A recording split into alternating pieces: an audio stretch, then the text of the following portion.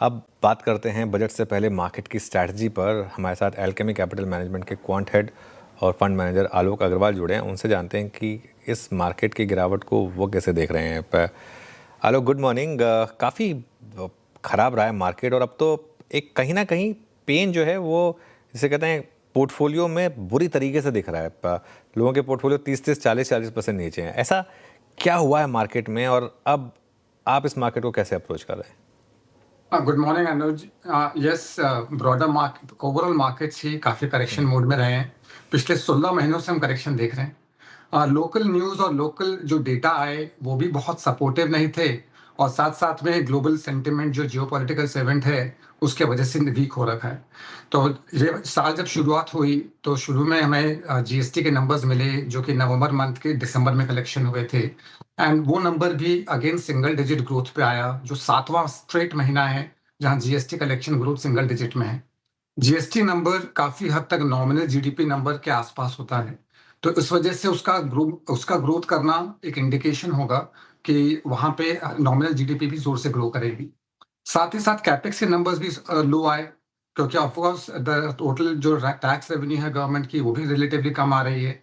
तो local side में जो इकोनॉमिक डेटा है, data balance sheet wise strong है, डेफिसिट वाइज स्ट्रांग है, लेकिन ग्रोथ जो है वो थोड़ी कम नजर आ रही थी। यही चीज हमें कॉर्पोरेट अर्निंग्स में भी देखने को मिल रही है अभी तक।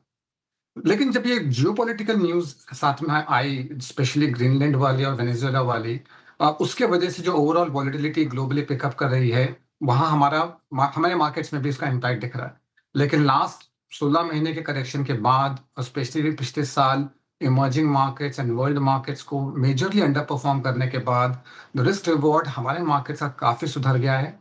जो सेगमेंट, सेक्टर्स एंड स्टॉक्स में ग्रोथ विजिबिलिटी बढ़ रही है, अच्छी है, वहां पे खरीदने का ये बहुत अच्छा मौका है।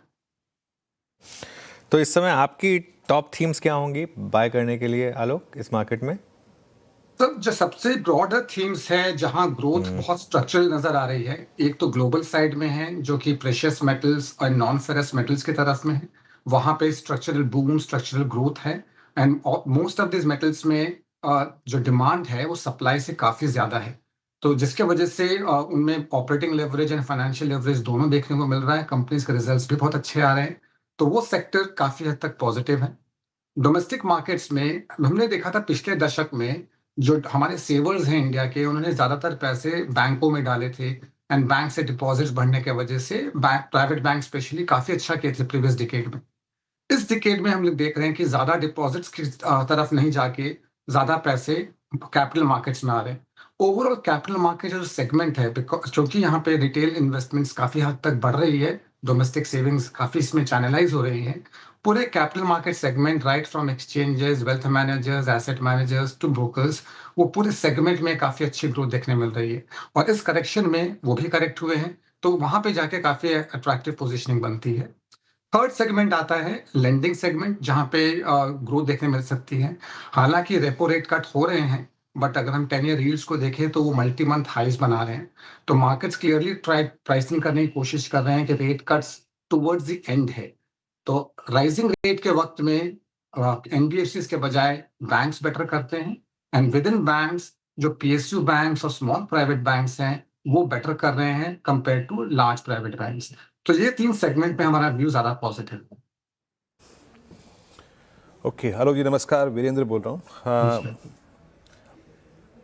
मतलब मेरे लिए भी जब आपने ये बोल दिया कि 3 मेरे कन्विक्शन आइडियाज, उसके बाद चौथा मैं क्या लेके आऊँ, मैं ये सोच रहा हूँ किस चीज़ से बात करूँ। लेकिन चर्चा का विषय है इस वक्त आईटी, है ना। आपने इन्फोसिस के नंबर्स देखे और उसके बाद आप कुछ मिड कैप कंपनी के नंबर भी देख चुके हैं, बट अब तक जिस डेटा पॉइंट ने सुर्खियों में छाया रहा वो था इन्फोसिस का अपनी गाइडेंस को बढ़ाना, फुल ईयर रेवेन्यू गाइडेंस। आपको इन्फोसिस के या फिर मिड कैप आईटी के नंबर्स कैसे लगे? हालांकि बाजार क्रैक मोड में है तो अच्छे नंबर्स पे भी बाजार रिएक्शन खराब ही दे रहा है। आईटी पे क्या कॉल ले रहे हैं आप इस वक्त? वीरेंद्र जी, हम लोग ग्रोथ इन्वेस्टर्स हैं, एंड मार्केट्स ग्लोबली भी इंडिया को एक ग्रोथ मार्केट की तरह ही देखा जाता है, एंड आईटी सेक्टर में वो ग्रोथ मिसिंग लिंक है। बहुत हाई क्वालिटी नेम्स हैं, हाई कैश पे हैं, अच्छे डिविडेंड्स पे करते हैं, अच्छे आरओईज हैं, सब कुछ ठीक है, बट वो ग्रोथ मिसिंग है। एंड वो ग्रोथ नंबर्स अगर आप साल दर साल देखें तो वो नीचे ही आ रहे हैं। एंड अगर मैं कंपेयर करूँ पिछले 5-10 साल को कंपेयर टू आने वाले सालों में, तो उनके लिए कंपटीशन भी बढ़ रहा है और एआई की वजह से उनको कुछ ना कुछ दिक्कतें भी आ रही हैं, चाहे वो रेवेन्यू की तरफ हो या मार्जिन्स की तरफ हो। मोस्ट आईटी कंपनीज में ये देखने को मिला। कुछ कंपनीज ने अपग्रेड्स दिए, लेकिन अपग्रेड होने के बावजूद भी हायर डबल डिजिट ग्रोथ जिसकी आशा एक इन्वेस्टर को होती है, वो नहीं देखने मिल रही। और उस ग्रोथ के अभाव में उस सेक्टर पे पॉजिटिव व्यू लेना थोड़ा मुश्किल है। ओके, ग्रोथ के अभाव में कोई कंस्ट्रक्टिव व्यू फ्रेम करना बहुत मुश्किल है। प्री बजट जिन सेक्टर्स की अमूमन बात होती है या फिर जो सुर्खियों में रहते हैं, वही है अगर आप सरकार डिस्पोजेबल इनकम बढ़ाने का कोई स्कोप छोड़ती है, जैसे कि पिछले बजट में किया था, मिडिल क्लास के पास पैसा अगर और आता है, थोड़ा लिक्विडिटी, तो शायद सबसे पहले जो सेक्टर जहन में आता है वो है एफएमसीजी। इसने बीते एक साल में अगर आप इक्का दुक्का स्टॉक्स को छोड़ दें तो पैसा बना के नहीं दिया। आईटी में पुल बैक आया, बैंक्स ने अच्छा किया, बट एफएमसीजी कहीं भी नहीं रहा रिटर्न्स देने के लिहाज से। इस पर टेक क्या है आपका इस वक्त? एफएमसीजी में भी ऑलमोस्ट सिमिलर ही एक्शन है, क्योंकि ये भी हाई क्वालिटी नेम्स है, हायर वैल्यूएशंस पे भी है। बट जैसा कि आपने भी कहा, इनमें ग्रोथ नहीं आ रही। बहुत ही सिंगल डिजिट ग्रोथ जैसे नंबर्स आ रहे हैं और आने वाले टाइम में जब तक ये ग्रोथ पिकअप ना करे, उसमें ज्यादा इंटरेस्ट आना थोड़ा मुश्किल है। आपने कहा बजट में डिस्पोजेबल इनकम बढ़ाने की बात, जो कि सरकार एंड आरबीआई मिलके काफी हद तक ग्रोथ को पुश करने की कोशिश कर रहे हैं। पिछले बजट से इस बजट तक देखें तो पिछले ही बजट में उन्होंने डिस्पोजेबल इनकम बढ़ाने के लिए 12 लाख तक की टैक्स स्लैब को फ्री कर दिया था। सितंबर आते आते जीएसटी रेट्स को कम कर दिया। तो सरकार ने अपनी तरफ से स्टिमुलस दिया टैक्सेस कम करके। आरबीआई ने अपनी तरफ से स्टिमुलस दिया सिस्टम में लिक्विडिटी बढ़ाकर और ओवरऑल रेट्स कम करके। जो ओवरऑल रेट्स कम करने से इम्पैक्ट ज्यादा डिस्क्रिशनरी पर पड़ता है, लेकिन ओवरऑल कंजम्पशन पे हमें बहुत ज्यादा ग्रोथ देखने मिला नहीं है। ये कहा जा सकता है कि जो स्टेप्स सरकार ने और आरबीआई ने लिए, उसका डिलेड इम्पैक्ट हो सकता है। तो हो सकता है आने वाले महीनों में हम उसका इम्पैक्ट देखें। हमारा मानना है दैट डिस्क्रिशनरी स्पेंडिंग में ग्रोथ आने के चांसेस ज्यादा हैं कंपेयर टू स्टेपल्स और एफएमसीजी। इसलिए डिस्क्रिशनरी के अंदर में जो जो सेगमेंट्स में ग्रोथ देखने मिल सकती है, वो सेगमेंट्स में पॉजिटिव व्यू बन सकता है। इसमें ऑटोज़ को कहाँ रखेंगे आप, क्योंकि एक मोमेंटम है यहाँ पर, लेकिन अब वैल्यूएशन थोड़े महंगे हैं, प्लस ये थोड़ा कंसेंसस बाय भी है इस समय। हाँ, auto sector definitely positive side में है एंड इनमें कुछ सेगमेंट्स ऐसे हैं जिनके मल्टीपल सेगमेंट, जैसे कि चाहे पैसेंजर व्हीकल्स हो, चाहे ट्रैक्टर्स वगैरह हो, कई कंपनीज के मल्टीपल सेगमेंट्स हैं और उन सारे सेगमेंट पे फायर कर रहे हैं। ओवरऑल ईवी एडॉप्शन भी बढ़ रही है, तो कुछ कुछ कंपनीज ऐसी है जिसकी सारे सेगमेंट में फायरिंग हो रही है और वो मार्केट शेयर भी गेन कर रहे हैं प्रॉफिटेबली। उन सेगमेंट्स पे हमारा व्यू काफी पॉजिटिव है और इस करेक्शन में वो अपॉर्चुनिटी भी दे रहे हैं एक अच्छे रिस्क रिवॉर्ड पे एंटर करने के लिए। ओके, अच्छा, ये जो रुपी का मूव है, इसे आप कैसे देख रहे हैं? लगातार एफआई सेलिंग, क्या ये हमारी मार्केट के लिए एक और बड़ी सरदर्द बन सकता है आगे जाते हुए? हम 92 की तरफ बढ़ रहे हैं। ये बड़ी असमंजस की बात है कि जहां डॉलर ओवरऑल करेक्ट कर रहा है ग्लोबली, हम उस करेक्टिव डॉलर के अगेंस्ट में भी करेक्ट कर रहे हैं। दोनों तीनों इंपॉर्टेंट चीजें हैं। एक तो एफआई सेल कर रहे हैं जिसकी वजह से लगातार आउटफ्लो बना जा रहा है, एंड एफआई सेल कर रहे हैं उसके वजह से मार्केट्स भी वीक है। तो ये काफी हद तक विशियस लूप बन गया है कि वीक मार्केट की वजह से वो सेल ऑफ कर रहे हैं एंड उनके सेलिंग से भी रुपी पे इम्पैक्ट आ रहा है।